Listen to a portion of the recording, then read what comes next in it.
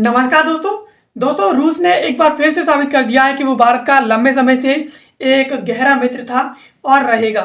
Because अभी हाल ही में रूस के द्वारा भारत का जो आईएनएस तमाल था, जो कि एक स्टील्थ गाइडेड मिसाइल फ्रिगेट है, अभी हाल ही में रूस में तैयार होकर के अब इसे 1 तारीख को कल 1 जुलाई 2025 को इसे कमीशन कर दिया गया है।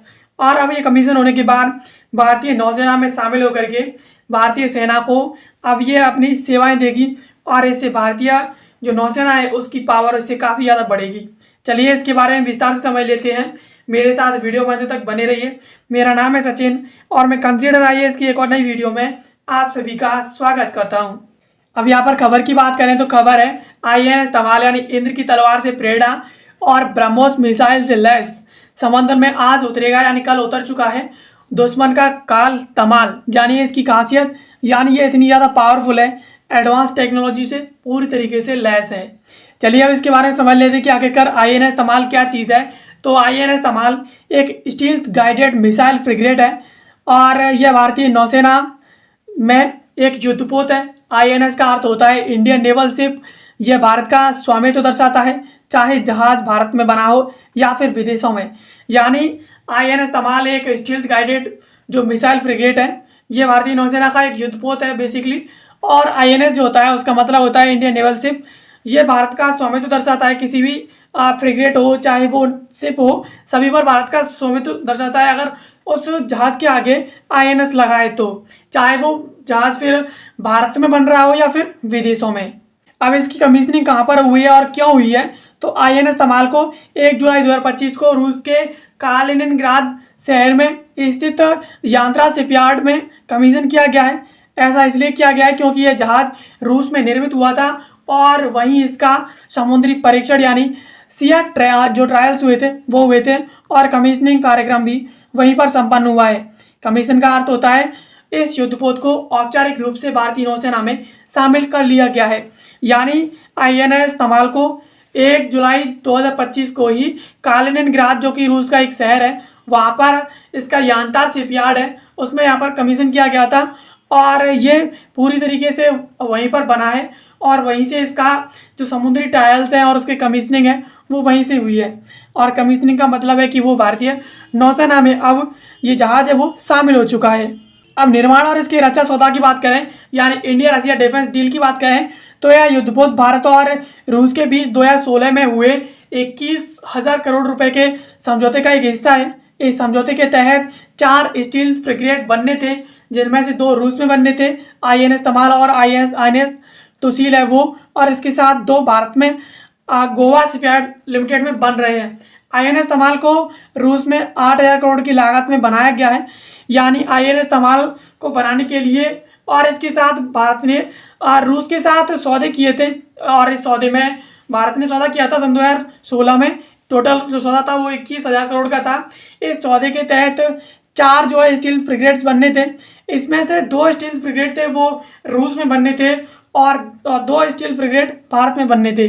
अब इसमें जो 2 भारतीय स्टील फ्रिगेट हैं जो भारत में बन रहे हैं वो गोवा शिपयार्ड लिमिटेड में बन रहे हैं, और इसके साथ जो 2 स्टील फ्रिगेट हैं जो रूस में बनने थे, उनमें से पहला स्टील फ्रिगेट जो कि 8,000 करोड़ की लागत से बना है आईएनएस तमाल, अब रूस के द्वारा उसे बना करके भारत के लिए कमीशन कर दिया गया है। अब इसकी तकनीकी विशेषताओं की बात करें, टेक्निकल जो फीचर्स हैं उसकी विशेषताओं की बात करें, तो इसकी जो लंबाई है वो 125 मीटर है। टोटल इसका जो वजन है वो लगभग 3,900 टन है। और इसकी गति की बात करें तो 30 प्लस इसका नॉट गति है, यानी लगभग 55 से 60 किलोमीटर प्रति घंटा की रफ्तार से ये चल सकता है। ऑपरेशन एरिया की बात करें तो पश्चिमी नौसेना कमान अरब सागर और पश्चिमी जो हिंद महासागर है वहाँ पर ये अपनी सेवाएं देगा। यानी इसका जो वजन है वो टोटल इसका वजन 3,900 टन है। इसकी लंबाई 125 मीटर है, गति इसकी 55 से 60 किलोमीटर प्रति घंटा है। और ये भारतीय जो सीमा पर तटवर्ती क्षेत्र है वहाँ पर ये अपनी जो है सेवाएं भारत को प्रदान करेगा, जैसे कि अरब सागर और पश्चिमी हिंद महासागर क्षेत्र में ये अपनी सेवाएं देगा। अब इस पर तैनात जो हथियार प्रणालियाँ हैं, वेपन सिस्टम्स हैं, उनकी बात करें तो ब्रह्मोस सुपरसोनिक क्रूज मिसाइल ये 450 किलोमीटर की रेंज है और समुद्र और जमीन पर हमला करने में सक्षम है।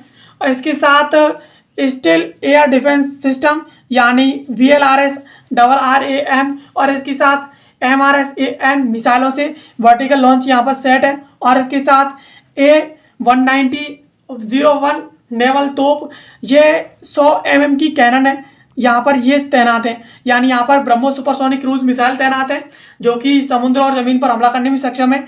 इसके साथ इस पर स्टील एयर डिफेंस सिस्टम है।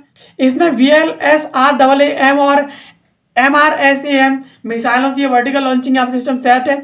और इसके साथ A190-01 नेवल तोप है, ये एक बेसिकली 100 mm कैनन है, ये यहाँ पर तैनात है।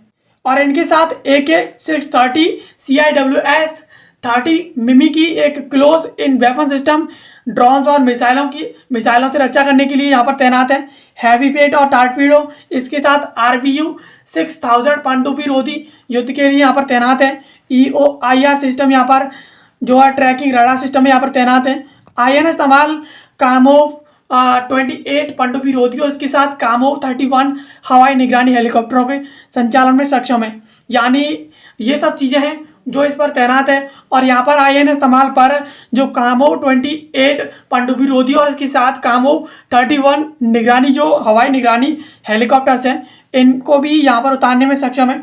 अब यहाँ पर इलेक्ट्रॉनिक और निगरानी सिस्टम की बात करें तो होम्सा NG-MK2 सोनार स्वदेशी सोनार सिस्टम यानी BEL+ DRDO द्वारा विकसित है।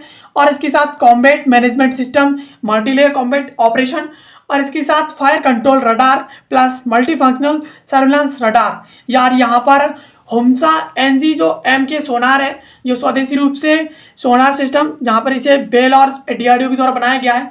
इसके साथ यहाँ पर combat management system, multilayer combat operations के लिए, इसके साथ यहाँ पर फायर कंट्रोल जो रडार है और इसके साथ मल्टी फंक्शनल सर्विलांस सिस्टम है जो रडार है, ये यहाँ पर तीनों की तीनों यहाँ पर निगरानी के लिए और इलेक्ट्रॉनिक रूप से इस फ्रिगेट को पावरफुल बनाने के लिए इस पर तैनात है। अब इसके स्वदेशीकरण की बात करें तो INS तमाल में 33 से अधिक स्वदेशी सिस्टम है, जैसे कि BrahMos aerospace, Bharat electrical limited यानी बेल और कैल्ट्रॉन, इसके साथ Tata Nova integrated system, Johnson control India. इस तरीके से यहाँ पर इस INS तमाल पर 33 से अधिक भारत के स्वदेशी खुद के जो सिस्टम्स हैं वो इस पर पूरी तरीके से तैनात है। अब इसके प्रशिक्षण और परीक्षण की बात करें तो जहाज के 250 से अधिक भारतीय क्रू मेंबर्स ने रूस में जाकर के परीक्षण लिया है यानी प्रशिक्षण लिया है। और सेंट पीटर्सबर्ग और कालिनिनग्राद में इन्होंने ट्रेनिंग ली है और ठंडे मौसम में सिया ट्रायल्स किए हैं और लाइव वेपन फायरिंग भी की है। यानी 250 से अधिक भारतीय क्रू मेंबर्स के द्वारा रूस में इस जहाज़ पर जाकर के प्रशिक्षण लिया है ठंडे मौसम में। इसके साथ यहाँ पर ट्रेनिंग भी की है और लाइव वेपन यहाँ पर इस फ्रिगेट के थ्रू इनके द्वारा फायरिंग भी की गई है। अब इसका जो मैस्कॉट है शुभंकर है और प्रतीकवाद है, उसकी बात करें तो इसका जो नाम है तमाल, ये देवराज इंद्र की तलवार से प्रेरित है, यानी ये एक पौराणिक प्रतीक है। अब इसके शुभंकर यानी मैस्कॉट की बात करें तो ये भारतीय जम्बोवंत यानी भालू राजा और इसके साथ रूसी यूरेशियन ब्राउन बियर यानी द ग्रेट बियर्स, इससे भारत और रूस की दोस्ती का एक गहरा प्रतीक है।